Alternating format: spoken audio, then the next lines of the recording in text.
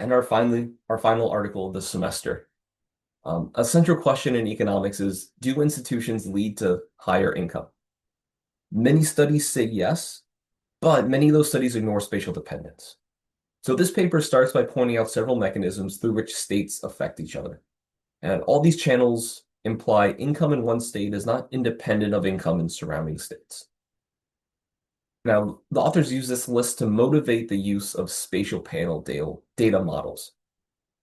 When you're adding a spatial component to your analysis in a field that hasn't used it before, finding a simple and intuitive argument for why including space is necessary is important.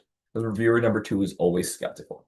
This is another instance of a paper that does this really well. And because we talked so much about how to do spatial work earlier, I think it's important to also show how to convince people that it's important.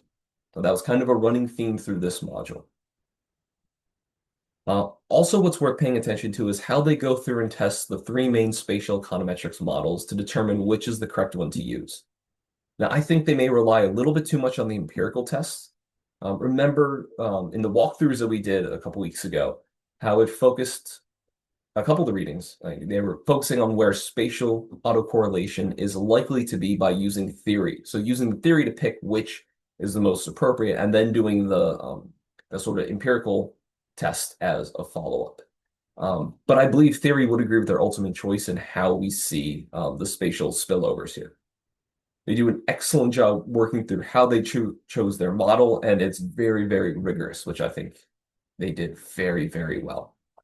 And again, is something that you can learn from to see how someone is applying these ideas.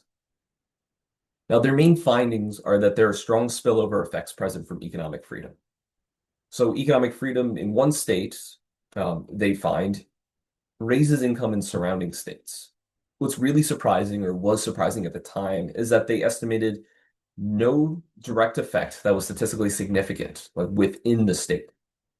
This means that increasing a state's own economic freedom doesn't show a large direct effect on that state's own income once you account for spillovers between states. But the indirect effects, or the spillovers, was large and significant. So states benefit from freer neighbors, even though they don't see the benefits themselves from policy changes.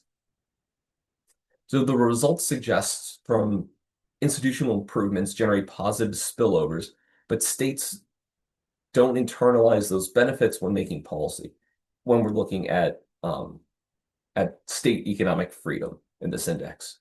So states tend to underinvest, or are likely to underinvest in good institutions because they're not the ones seeing the results of this.